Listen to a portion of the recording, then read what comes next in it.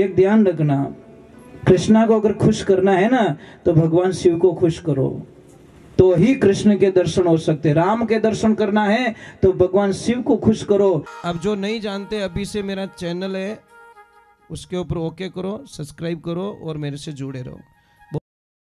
जोर से राधे।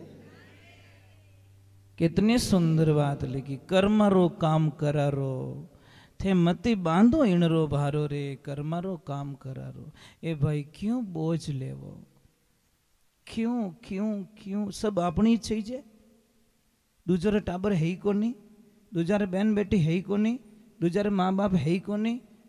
सिर्फ हमारा पेट भरना हमको, सिर्फ हमारी बिल्डिंग बनानी हमको, सिर्फ हमारे बच्चे ही अच्छे कपड़े पहने, हमारे बच्चों के पास में कार हो। नहीं नहीं, ये भाव कभी नहीं होना चाहिए। सर्वे भवन्तु सुखी, पूरी दुनिया सुखी होनी चाहिए। हम तो इसी कामना से कथा करते हैं महाराज। किसी महापुरुष ने लिखा, तुझ में राम मुझ में राम सब में राम समाया है, कर लो प्रेम जगत में सभी से, कोई नहीं पराया है। क्यों दो दिखते हमको। भगवान कहते नहीं कैसो खेल रचियो मेरे दाता, कैसो खेल रचियो। क्या महिमा गाऊं मैं तेरी, जहां देखो उत तू रोइस तू। कीड़ी में नानो बण बैठो, हाथी में तू मोटो क्यों, बण महावत ऊपर बैठो नाकण वालों तू को तू। राजा में राजा बन बैठो, भिकियारी रे भेड़ो तू, मगतो होकर मांगण लागण देवण वालो ही। वारे कैसो खेल रचियो मेरे दाता, जित देखूं तो तू रोई तू। भगवान ने नर नारी में एक विराजे, दो दुनिया में दिखे क्यों। महाराज सब में अपो क्यों आत्मा है। यूं थी भी लेडीज है तो इनमें आत्मी है, आदमी में आत्मा है, ऐसा तो नहीं है ना। जीविया में भी, जीव आपा में भी सिर्फ एक घर अलग दे दियो है। यानी एक स्त्री रो शरीर दियो, अपन मिनको रो शरीर दियो। नर नारी में एक विराजे, दो दुनिया में दिखे क्यों।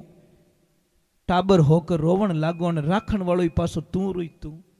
टाबर ही तू ही जे, राखण वालों ही तू ही जे, सब कुछ तू ही जे। अपने तेरी लीला को जब कोई जान लेगा तब आनंद कुछ और ही होगा। क्यों जल थल जीव प्रकट कर देखूं, जहां देखूं तो तू रोई थू। कह कबीर सुनो भाई संता, आज मने गुरु मिलिया तू रही तू। गुरु ही तू ही है, चेलो ही तू ही है। पद दे दिया भाई। मैंने बोला नहीं, इन आत्मा ने जड़ो संग करावो उन संग जावेला, इन मन ने जड़ो संग करावोला उन मन उन संगतरे मान लागेला। तो बहुत ही पवित्र बात बताई कि भगवान अवतार क्यों लेते हैं। ये तो कर्मों की बात होगी, मतलब सुख और दुख क्यों आता है, इसका ये विवरण खत्म हो रहा है यहां पे। अब तीसरे प्रश्न का उत्तर यहां पे मिल रहा है कि भगवान अवतार क्यों लेते हैं। क्यों लेते हैं? भगवान तो कहते हैं कि राक्षसों को मारने के लिए तो वो तो वहां बैठे बैठे भी मार लेते हैं, उनको अवतार लेने की क्या जरूरत पड़ती है। पर अवतार लेते हैं भक्त वत्सल भगवान, हमारी प्रार्थना पे, भक्तों की डिमांड पे अवतार लेते हैं। ये ध्यान रखना। हम सब कौन है? मनु, मनु की संतान है। मनुष्य मनुष्य बना, मनुष्य मानव बना, वहां से हमारी उत्पत्ति हुई है। तो उन्होंने, उनके दो बेटे थे मनु के, प्रियव्रत और उत्तानपाद। उत्तानपाद की 3 बेटियां थी, आकृति, देहुति और प्रसूति। इधर ब्रह्मा जी ने अपने मनोबल से, मानसिक बल से कर्दम ऋषि को प्रकट किया। अब देखिए सृष्टि आगे बढ़ रही है, वहां से हम शुरुआत हो गई है। अभी भगवान अवतार क्यों ले रहे हैं, अभी अवतार की लीलाएं शुरू हो जाएगी। तो करदम ऋषि शादी करना नहीं चाहते, बिल्कुल नहीं। पर लोक लाजकुल ब्रह्मा जी ने थोड़ा दबाव बनाया कि नहीं शादी करनी पड़ेगी, आप शादी नहीं करोगे तो आगे कुछ जो होना है वो होने वाला नहीं है, आप शादी नहीं करने से सृष्टि का नुकसान कितना हो रहा है।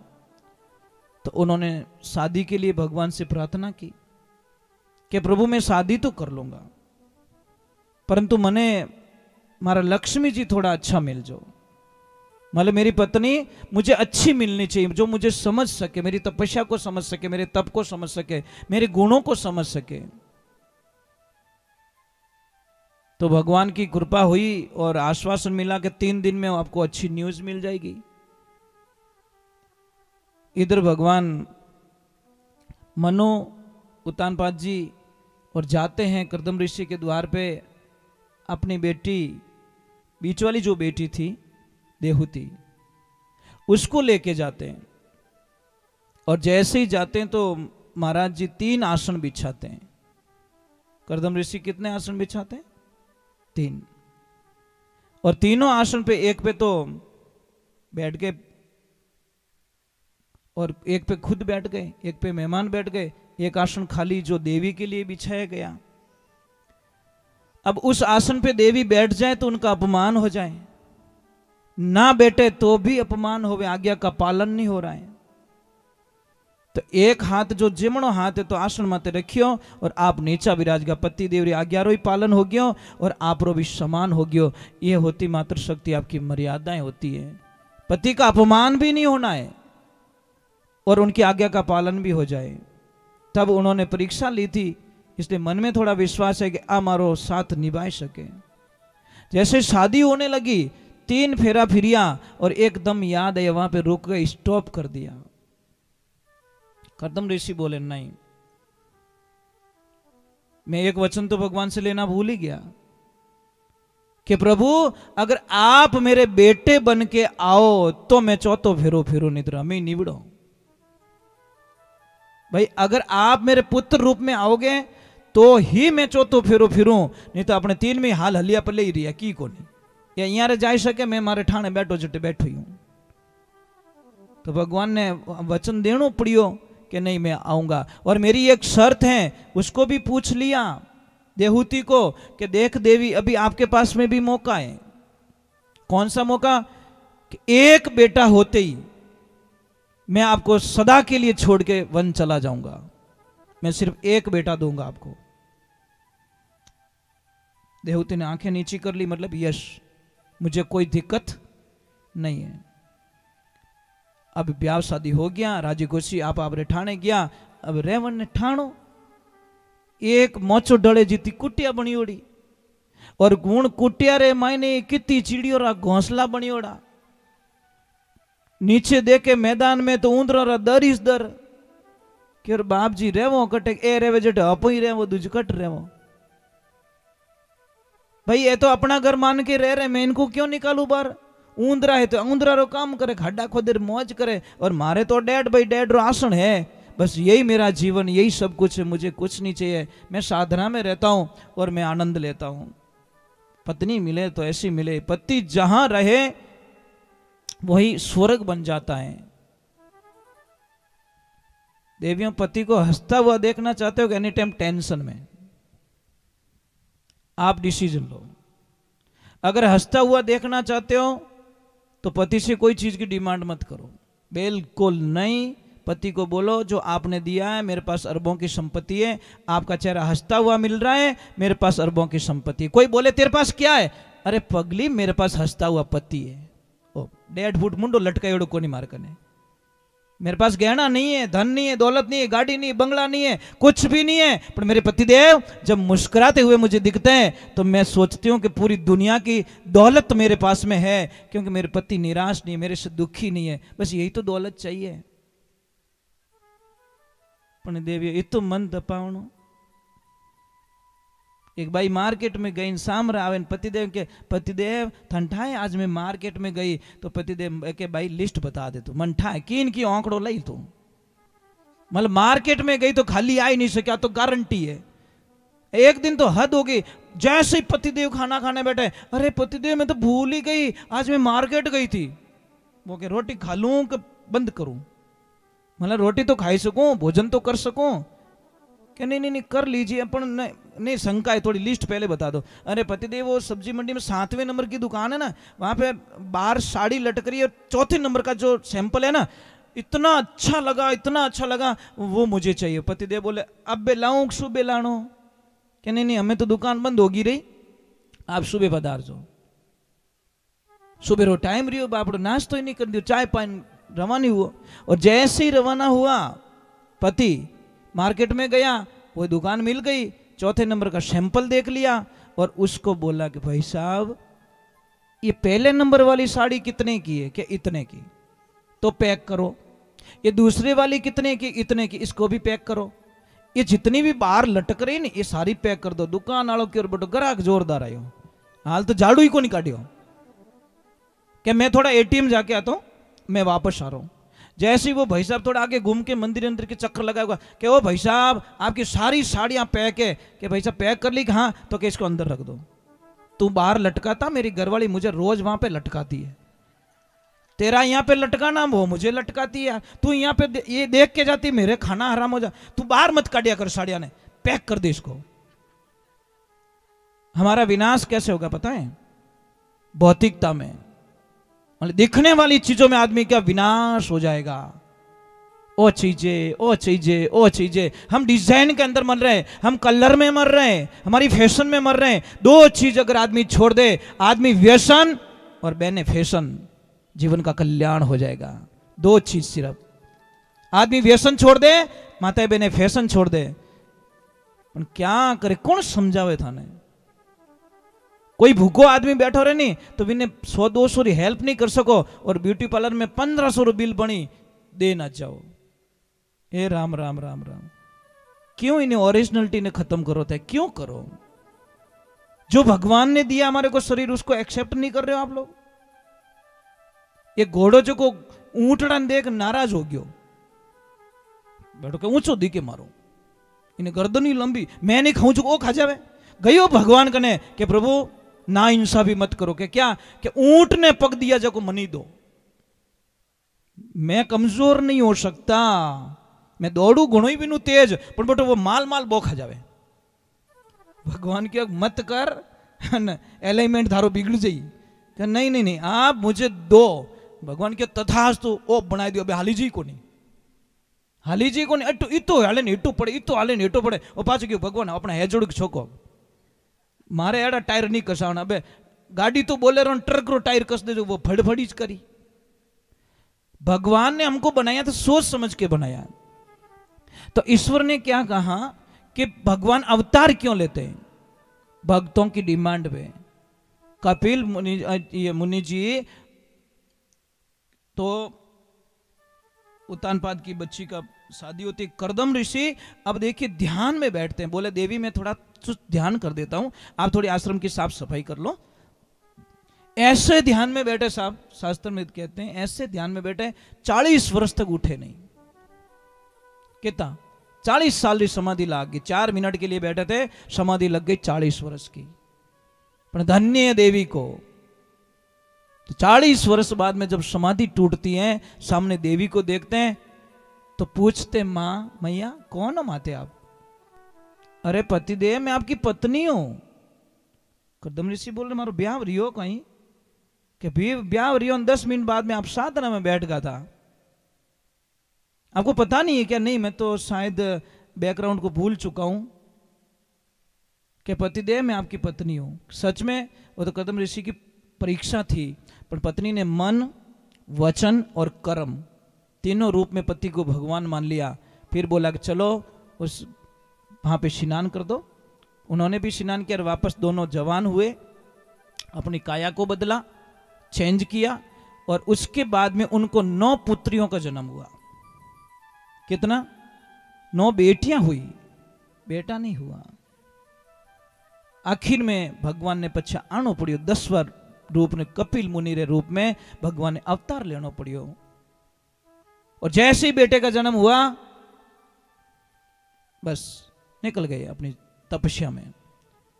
तो वहाँ से वंश चलता चलता चलता गया। बहुत सारी कथाएं आती हैं, ध्रुव जी की आती है, राम जी की आती है, बहुत सारा विवरण आता है भागवत जी में।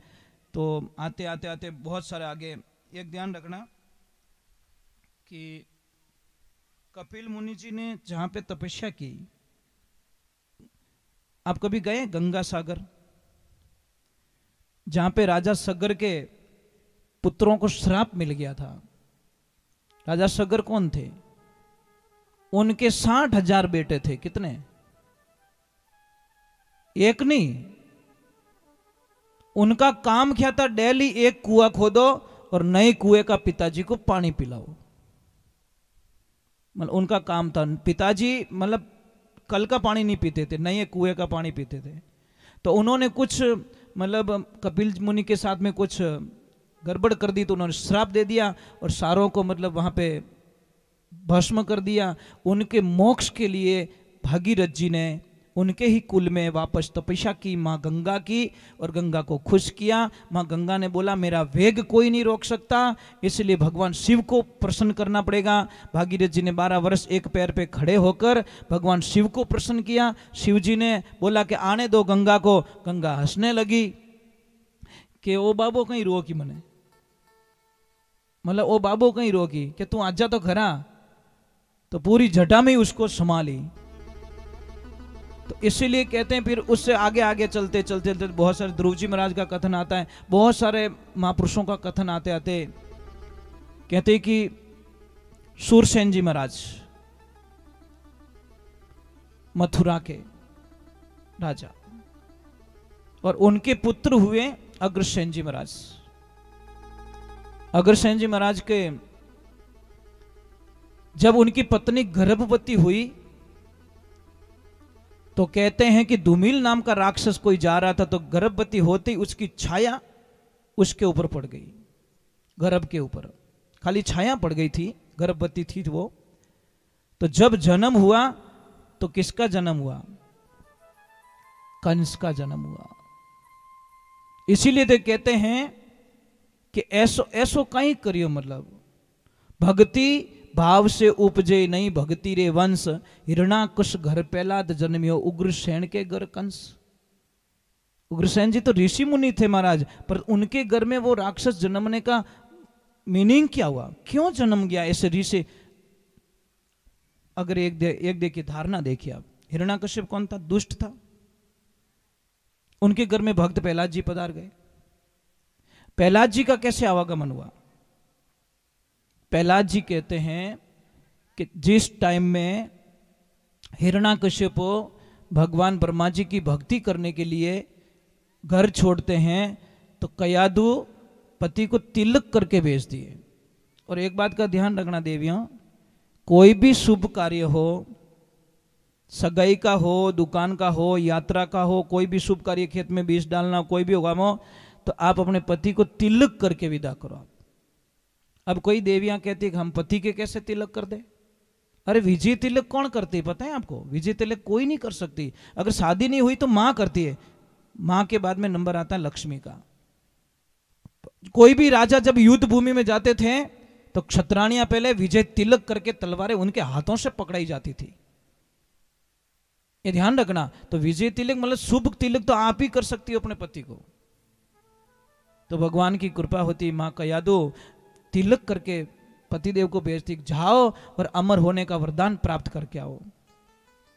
और जैसे हिरण्याकश्यप जी जाते घोर जंगल में जाके तपस्या करते हैं, ओम ब्रह्मदेवाय नमः, ओम ब्रह्मदेवाय नमः जप कर रहे हैं। पास में कोई तोता आता है मायावी, और वो पास में बोलता है ओम नमो नारायण, ओम नमो नारायण। और नारायण नाम सुना तो दिमाग खिस गया कि मेरे दुश्मन का नाम कौन ले रहा है भाई, क्योंकि नारायण नाम से तो नफरत करते थे हिरण्याकश्यप जी। दुश्मनी थी कि मैं हूं जो कुछ हूं, मैं हूं ब्रह्मांड में, हिरण्याकश्यप का ही नाम लिया जाए, कोई भगवान दुनिया में नहीं, मेरे से बढ़कर कोई नहीं है। आंखें खोली तो तोता दिख नहीं रहा है, आंखें बंद की तो वही गूंज ओम नमो नारायण। हिरण्याकश्यप जी ने बोला शायद गलत टाइम पे मैं निकल गया हूं। महीना 2 महीना देखा, मामला बना नहीं, आखिर में निराश होके वापस निकल गए। और जैसे ही वो निकले, लक्ष्मी कयादू ऊपर झरोके में बैठी पति को आते देखकर रोम रोम जाग उठा। मेरे पति आ गए, मेरे प्रभु आ गए, मेरे कृष्ण आ गए, मेरे राम आ गए।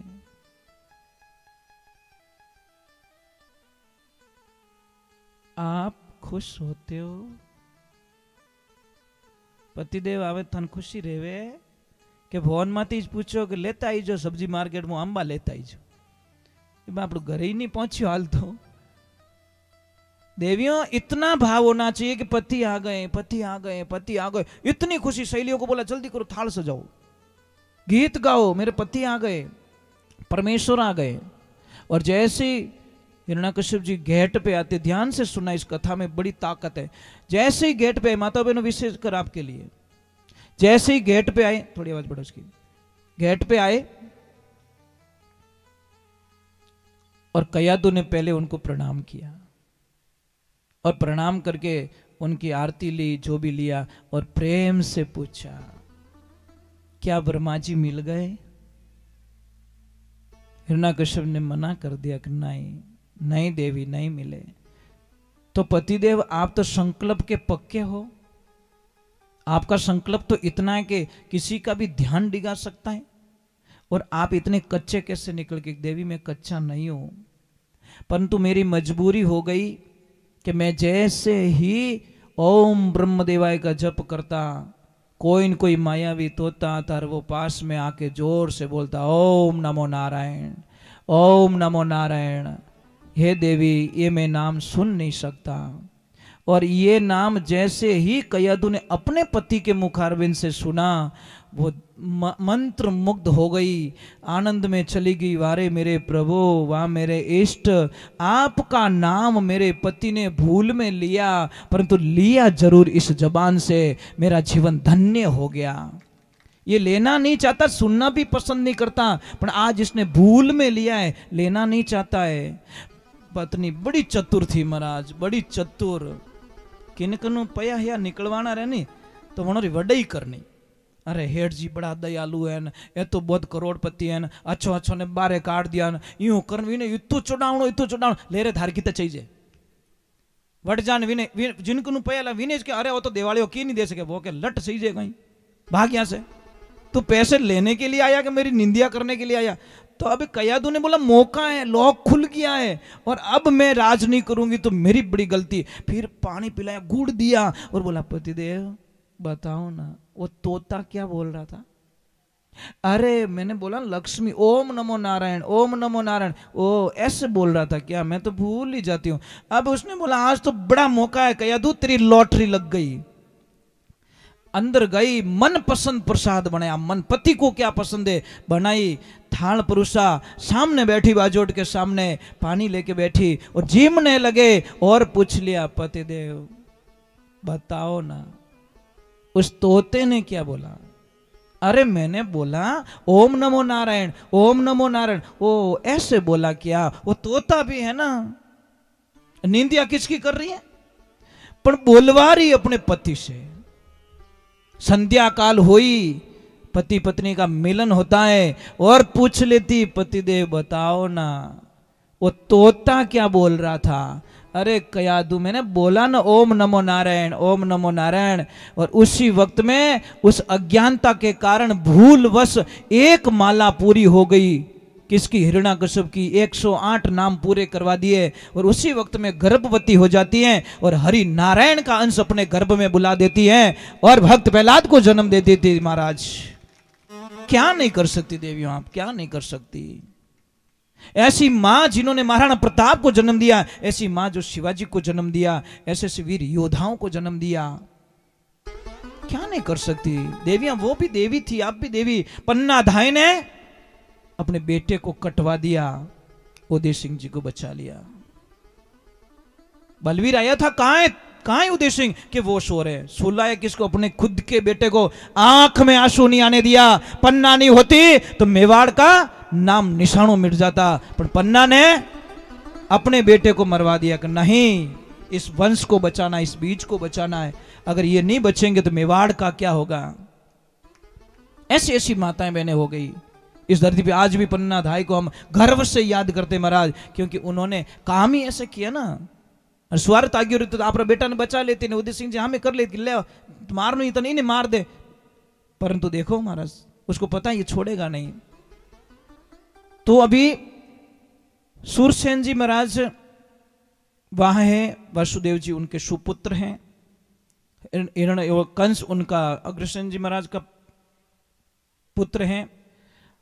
अब जैसे उसका जन्म होता है कंस का, तो महापंडितों को बुलाया जाता है, सबको बुलाया जाता है। तो सबने देखा तो ये बोला कि ये तो विनाश कर देगा, तुम्हारा राजपाट पूरा तहस नहस कर देगा, तुम्हारी बर्बादी लिखी जाएगी इसके हाथों। तो महाराज अग्रसेन जी महाराज ने आव देखा न ताव देखा, उस बच्चे को नदी में बहा दिया। सूरसेन जी महाराज आगे स्नान कर रहे थे, बच्चा आता है, बच्चे को ले लेते, बच्चे को बड़ा करते। अबे वासुदेव जी और कंस दोनों एक साथ में बड़े हुए। समझ में आ रही? पालन पोषण किसने किया? बस सूरसेन जी महाराज ने किया कंस का, वहां पे नहीं हुआ अग्रसेन जी के महाराज के। इतना बड़ा पालन पोषण हो जाता है, पर उनको पता नहीं था कि मेरे ओरिजिनल पिता कौन है, ओरिजिनल मां कौन है, पता नहीं था। ये खबर मिलती है नारद जी के माध्यम से। महाराज नारद जी ने जाके उसको बताया, अरे तू यहां क्या कर रहा है, तू तो बहुत बड़ा राजकुमार है और मथुरा तेरी राजधानी है, तू उनका पुत्र है, उन्होंने तेरे को जन्मते ही नदी में बहा दिया था। महाराज उसने आव देखा न ताव देखा, उसने सेना बनाई, चढ़ाई की, मथुरा पे विजय प्राप्त कर ली, अपने पिता को कैद में डाल दिया। अब इधर भगवान की कृपा होती है, क्योंकि वासुदेव और कंस की थोड़ी मित्रता तो थी, अपने काका को भी भगा दिया राज से। अब जो देवकी थी, देवकी की शादी वसुदेव के साथ में करवा देता कंस। बहुत खर्चा करता महाराज, बहुत खर्चा, मेरी लाडली बहन, मेरी बहन, इतना खर्चा करता है कंस के जैसी कल्पना नहीं कर सकते आप। पर जैसे ही बहन को बोला कि नहीं ये भाई जाएगा छोड़ने के लिए, पर जैसे ही रास्ते में जाते हैं महाराज आकाशवाणी हो जाती है, कंस क्या कर रहा है? अरे जिस देवकी को तू छोड़ने के लिए जा रहा है, उसी की संतान, 8वीं संतान तेरा काल बन जाएगी, तो तेरी मौत का कारण बनेगा। एक सेकंड में कंस की आंखें लाल हो गई, एक सेकंड में लाल हो गई, और उसने तलवार निकाल दी। महाराज ना रहेगा बांस, ना बजेगी बांसुरी, में देवकी को ही खत्म कर देता हूं। पर जैसे ही तलवार चलाने की तैयारी, वसुदेव ने हाथ पकड़ लिया। आप एक स्त्री को मार रहे हो, अपनी बहन को मार रहे हो, अरे पाप लग जाएगा तुमको। इससे दुश्मनी नहीं है तुम्हारी, इसकी औलाद से है, तो मेरे पे विश्वास करते हो कि नहीं करते हो? कि करता हूं।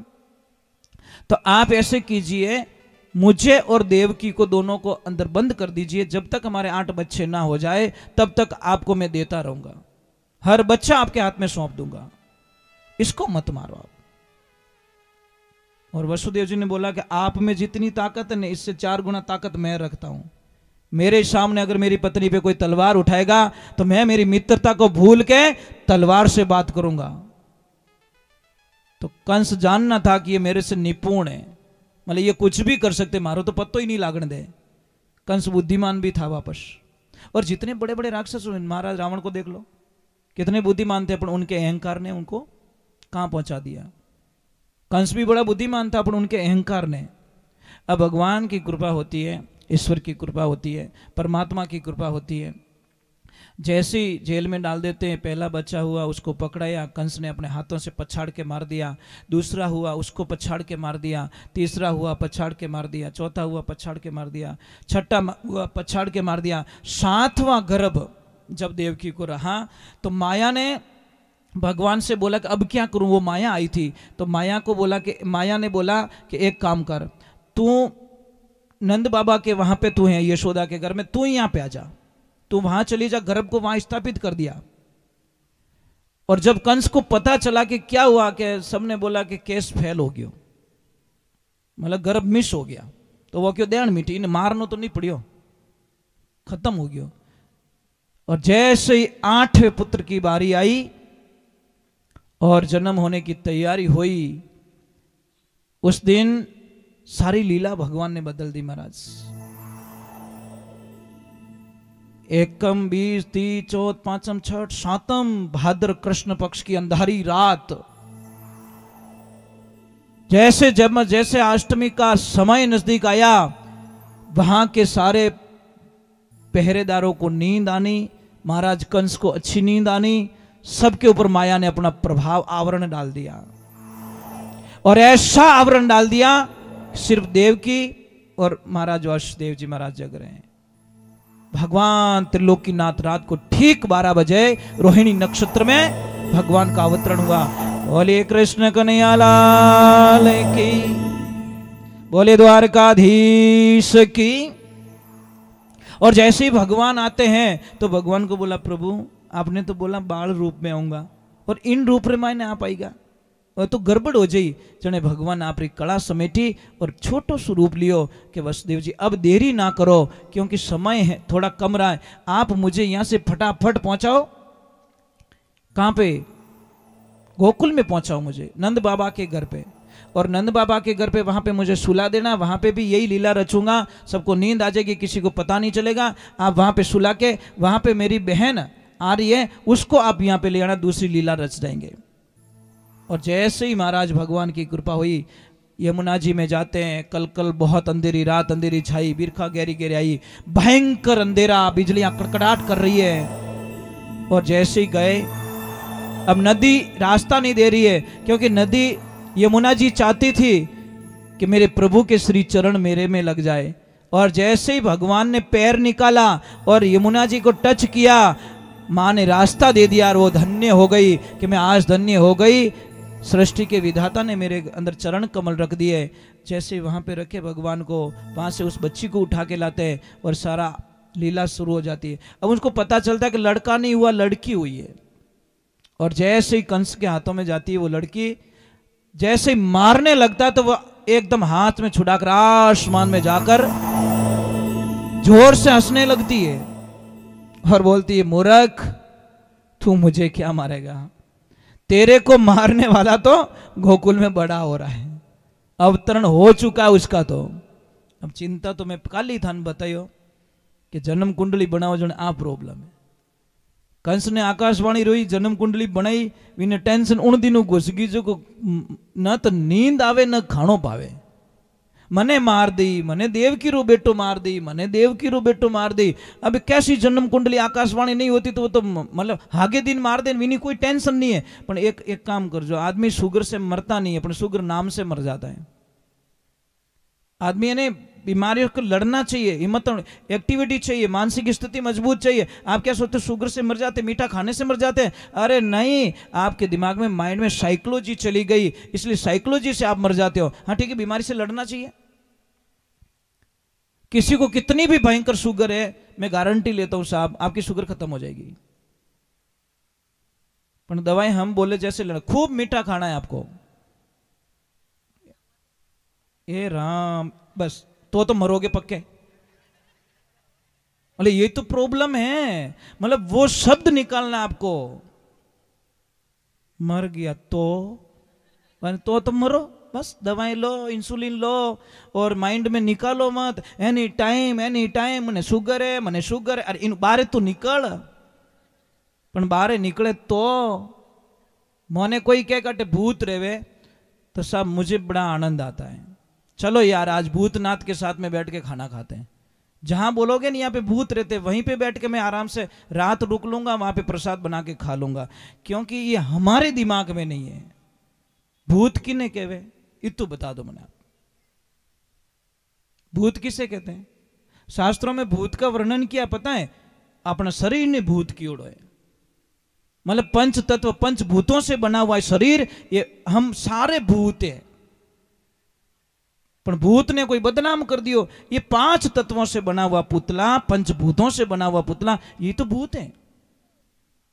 पर तो क्या करें, हमारे को कोई एक बार कोई छेड़ देता है, कोई बात बता देता है तो उसके हम फॉलो कर देते हैं। भाई यही हुआ कंस के साथ में, नींद न भात न चिड़चिड़ापन, एनी टाइम झगड़ो। अब जैसे ही वो बच्ची गई आसमान में और जोर से बोली, मूर्ख, तेरे को मारने वाला तो गोकुल पहुंच चुका है। अब कितनी चिंताएं हो गई साहब, कितनी चिंता है, कितनी चिंता है, कितनी चिंता है। आपको पता है जिन्नी जमीन री कूड़क नोटिस आ जावे ने उन किसान री रोटियां छूट जावे। कहीं तक कूड़क तो काटा कद रेवेला पण नोटिस आयोड़ो पड़ियो घरे और मैं लिखियोड़ो कि अगर आपने टाइम पे पैसा नहीं भरा तो हम कानूनी कार्रवाई के साथ में आपकी जमीन को कुड़क कर देंगे, नीलामी कर देंगे। वो बापड़ो किसान इं ही मर जाई। तो महाराज कंस ने बहुत ही आपातकालीन बैठक बुलाई। अब भगवान की लीला देखिए, इधर भगवान का जन्म हो जाता है और नंद बाबा के गांव यशोदा मैया की उम्र कितनी, 80 वर्ष, और नंद बाबा की उम्र है 75 साल। घर में कोई बच्चे नहीं है। कहते हैं उस टाइम में नंद बाबा के पास में बहुत सारी गायें थी। 9 लाख गायों का वर्णन है भागवत में। 9 लाख गायों का वर्णन है, मतलब 9 लाख गायें थी उस वक्त में नंद बाबा के पास में। तो भगवान की कृपा हुई, ईश्वर की कृपा हुई। अब नंद बाबा तो बस एक ही ध्यान में बैठे, कब खुशखबरी मिले, कब मिले खुशखबरी, कब मिले, कब मिले। पर वो टाइम देखो, सुनंदा और नंदा दोनों उनकी बहनें थी, वो घर पे आई हुई थी। क्योंकि एक ध्यान रखजो, कोई भी ननद भाई सारी एक आदत हुए कि हमें भाभी सारे कोई न कोई खुशखबरी आवेला अपन कीन की फायदो से, तो वो पहले ही पहुंच गई सेवा करने के लिए। हम सेवा करेंगे भाभी सा की, अच्छे हमको कुछ न कुछ मिलेगा। तो अभी देखिए सुबह का, रात का टाइम, उन सबको नींद आ गई। सुबह का टाइम देखा तो सुनंदा उठी और बोला कि सुबह का टाइम हो गया, भाभी साहब भी उठे नहीं, सुबह जल्दी उठ जाते, काम कर लेते, सबको आवाज देते, आज क्या हो गया। और जैसे गई वो देखा तो भाभी साहब तो आराम से सो रहे, यशोदा मैया सो रही आराम से। और जैसे ही सो रही तो उसने देखा कि कुछ गड़बड़ तो नहीं है, कहीं ऐसा ना हो जाए कि लाली निकल जाए। कुछ दिख तो रहा है पास में, पर कहीं ऐसा ना हो जाए कि हम जो सोच रहे हैं वो ना हो और लड़की हो गई तो पूरा प्लान हमारा चौपट हो जाएगा। पर जैसे ही देखा कृष्णा की सूरत देखते ही वो तो मग्न हो गई, भूल गई, पागलों जैसा व्यवहार करने लगी। अब चिल्लाई एक बार तो फिर स्टॉप कर दिया, नहीं नहीं नहीं, कहीं किसी को पता चल जाएगा, पूरा मामला गड़बड़ हो जाएगा। सबसे पहले खबर तो भैया के पास में पहुंचनी चाहिए। वो इतनी फास्ट गई, इतनी फास्ट गई, और नंद बाबा तो माला फेर रहे हैं, कब होगो, कब होगो, कब होगो। और जोर से जाके बोली, भैया भैया, अरे बोल तो सही, अरे भैया बोल तो, अरे आगे तो बोल दे। पर बोले तो, अरे भैया जो हमने सोचा आपके लालो भयो, ये ब्रज भाषा की भाषा ही ऐसी है, आपके घर लाला भैया के क्या बोल रही है। अभी देखो नंद बाबा भी पता नहीं उनको क्या हो गया, वो सच है क्या, हाँ सच है, सच है। तो महाराज इतने खुश हुए, गुरुजी के पास में गए, गुरुजी को लेके आए। इधर पूरे आ गया, खबर फैल जाती भगवान के जन्मदिन की। तो आपको पता है कि भगवान का जन्म हो रहा है, कौन खुश नहीं होगा। अपने गांव रे मायने किन्ने अटे बच्चों रेवे तो खुशियां वे, तो वो तो जगत के पिता परमेश्वर परमात्मा का आवरण हुआ है। अब देखिए भगवान की लीला देखिए, जैसे ही महाराज जाते हैं, ब्राह्मणों को लेके जाते, पंडितों को लेके जाते, और नामकरण का कुछ संस्कार रखते, तो आयोजन तो रखना पड़ेगा ना, खर्चो तो करना ही पड़ी भाई। इतना मोटा घराना माने भगवान पधारिया, खर्चो तो करना ही पड़े। अब खर्चा कर रहे हैं, आपको एक बात बोल दूं, सारी देवियां तैयार हो रही है, बोलो, जिनने हालनी हरदानी है वो भी श्रृंगार कर रही है। कोई काजल काटे, कोई डुप्लीकेट चोटो लटकावे, कोई कहीं कर रही, कोई मतलब बस तैयार होना, बस भगवान भावड़ी होगी सब, शुद्ध बुद्ध खोना इसी को तो कहते हैं। अब तैयार होगी, आनंद आ रहा है, क्या कोई क्या कर रही है, कोई क्या कर रही है, कोई नाच रही है, कोई गा रही है। फंक्शन तो चालू हो गया। अब 7 दिन का फंक्शन, बोले 6 महीने चला था फंक्शन, तो विवरण 7 दिन का ही आ रहा है। तो एक कोई बूढ़ी मैया 80-95 साल की, राम राम राम राम, क्या श्रृंगार किया डोकरी माँ ने, ऐसा लग रहा है शादी इन्हीं की होने वाली। एकदम बढ़िया श्रृंगार करके, मुंडा में दांत तो है ही को नहीं। और वहां पे तो फंक्शन चल रहा है, कोई क्या फेंक रहा है, कोई मिश्री फेंक रहा है, कोई माखन फेंक रहा है। अब देखना, जैसे ही मैया आ जाती है, मैया को पता नहीं क्या हुआ है। और ब्रज की एक भाषा है, आप तो क्या कहीं रियो, और वो माता जी जाके जोर से बोली का भयो, और का भयो तो मुंडू फाट गो। और मुंडो फाट्यो, एक कोई गोपी कोई मस्करी वाली, और माखन रो डलो लियो फेंक्यो जोर माता जी मुंडा पाए। माता जी के ओ मामलो ठीक है, दांत तो है को नहीं, पण आपने खुराक मिल गई। खाया पचे पूछ्यो रे कहीं हुओ के धने ठा कोनी हुओ जो कोटे कहीं तापर दिंगी है उड्डे। महाराज इतनी खुशी, इतनी खुशी, इतनी खुशी भगवान के पधारने की। अब सब अपनी अपनी आनंद ले रहे, सब खुशियां बांट रहे हैं। महाराज अब किनो मन नहीं रेवे, सारे देवी देवता स्वर्ग लोक से। उन्होंने बोला भगवान को विराट रूप में हमने देखा, मूर्ति रूप में हमने देखा, वो रूप में हमने देखा, पर बाल रूप में, बालक के रूप में हमने भगवान के कभी दर्शन नहीं किए। छोटे से रूप में हमने भगवान को कभी देखा नहीं है। तो महाराज सारे देवी देवता आते, फूल बरसाते, पर भोलानाथ रुक सके? ये तो संभव नहीं है साहब। डोकरा की और माला माला भेड़नी कैंसल। विने छोटका रूप ने तो देखो मारो भगवान लागे केड़ो, मारो इष्ट लागे केड़ो है। आनो ही है महाराज। जैसे ही भोलेनाथ आए और बाहर खड़े रहे, एक दासी जाती है और दासी ने क्यों कि भाई मने थोड़ा दर्शन दर्शन करना क्यों महाराज, कोई देखनी एकनी आवे थाने? अरे कि मैं सब जानू, नाम देख सकूं, ओ देख सकूं, कोई नाड़ी देखनी, रेखाओं देखनी, सारी चीजों में बता सकूं। जन के मोहरी अट नंद बाबा रे घरे टाबरो जन्म रियो, अरे के बट लेन चाल, मैं बाहर देख नामकरण कर दूं, सब कर दूं। भगवान की कृपा होती है, भोले बाबा बाहर आते बोलते नहीं नहीं रुको, मैं आपको जानती नहीं हूँ, बड़ा राजघराना है तो थोड़ा पूछ के अंदर जाना पड़ता है। और जैसे ही अंदर जाती माँ यशोदा को बोलते कि मैया एक महाराज जी आए और मुझे अच्छे जान पड़ते हैं, वो बहुत अच्छे जानते, इतना इतना बढ़िया बोलते हैं, इतना तो आप कल्पना नहीं कर सकते। तो माँ ने बोला क्या करना है कि हमारे लल्ला को पूछ लेते हैं कैसे हैं, कैसे आगे बढ़ा होके क्या करेगा क्या नहीं, नामकरण करवा देते हैं। महाराज यशोदा जी बोली चल मैं देखती हूँ। डायरेक्ट नहीं मिले, झरोके में से देखा, शिव जी का रूप पसंद नहीं आया। सांप गोयड़ा बिच्छू गला रे माने कालो सांप, ए मुंडारी माला बबूती लगायोड़ी अन अडंग धड़ंग बाबो उबो क्यों रे भाई थू लाई कठू एड़ो एड़ो लई एड़ा एड़ा पंडित जी लई मारो टाबर देख तो इन मन लगे हाँ निकल जी बिनो एड़ो रूप कहीं देखी जे आप ही डर जाओ तो अन बहुत देखियो तो कैसी हालत हो जाएगी। अब भगवान की क्या कृपा, कैसे समझाए। अब यशोदा मैया बोली कि महाराज मोरे कोई नाम कढ़ाणो कोई ठाम कढ़ाणो थारे चाहिए कोई, थारे अगर पुराना रह गया रे कोई बिस्तर वगैरह वगैरह तो मारे अट घणी पड़िया था ले नटू बाहर निकल जाओ। महाराज के मैं जाऊं कौन, मन तो दर्शन करना, कि दर्शन में करूं कौन, ये दोनों मान जिद रहेगी जोरदार। यशोदा मैया बोलती मैं तुमको कभी मेरे लाला के दर्शन नहीं करूंगी। बाबा बोलता दर्शन किए बिना बाबा जाने वाला नहीं है। अब ऐसे कैसे बोलते मैं महादेव हूं? यही तो महान लोगों की एक मर्यादा होती, बड़ा बड़ाई ना करे, बड़ा ना बोले, बोल हीरा मुख से यो ना कहे लाख हमारा मोल। ऐसे थोड़ी बोलते कि मैं महादेव हूं, नहीं बोल सकता। अब जिद हुई तो इतनी हुई, देखो हट होता ना, हट राज हट, त्रिया हट, जोग हट और बाल हट। लोग जिन टाइम जिद कर दे ना, ब्रह्मा जी आवे तो ही नहीं माने, इन्हें प्रेम समझानी पड़े। टाबर हट कर दियो रे तो इन्हें ध्यान भटकाना पड़े, कोई न कोई ऐसी बात उसके सामने बोलनी पड़ती वो चूक जाए। और राज हट कर दे कि नहीं हट जावणो, चाहे मरूला चाहे रेवला पण मने वो काम करनो।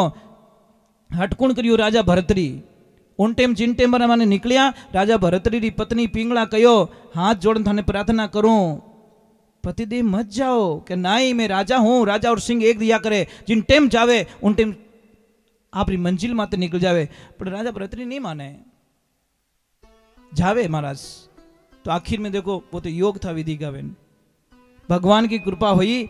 अब इतनी जिद बढ़ गई दोनों के बीच में, उधर भी गुस्सा करने लग गए, मैया भी गुस्सा करने लग गई कि देख मैं कुछ भी बोल दूंगा कि जा थार बोलना जो को बोल दे, मैं तुमसे डरने वाली नहीं हूं। महादेव के हमें नहीं माने, कोई चांस भी नहीं है।